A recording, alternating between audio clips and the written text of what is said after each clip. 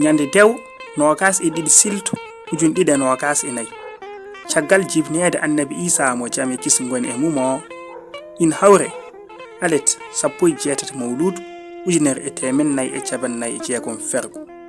nyande malande emen kettuɗen lawgure fulfulde tv arɗo dia ar ha coccodiren hakkillaaji holko neɗɗo yiɗi wonde kono o yiɗa ɗum dañde darogal yontaɓe si ko neɗɗo yiɗi wonde kono o yiɗa ɗum dañde ɗum ko gacce sabu kala neɗɗo ina yiɗi wonde ma wiyeede ko joom gacce kono hay gooto yiɗa dañde ma wiyeede dañi gacce an hol wutte mo neɗɗo ɓornoto taw hay somo looto o ɓortata ɗum on wutte ko jikku moƴƴo e neɗɗaago sa woni joom jikku moƴƴo e joom neɗɗagal timmugal kala ɗo dariɗa a dardoto heen sa jooɗima joddoɗa e mum sa yehi jaada heen yooge no rokku en jogaade jikkuji moƴƴi e neɗɗagal timmugal koyi sawtol arɗo jaamu indi ñiibi e darogal yontaɓe si mo ñaabinay tule oole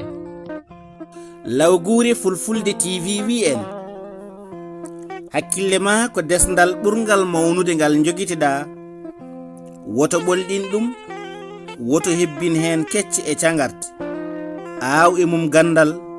pinal e kala ko nafata yo jam ñallu saro e adnaru ndu kala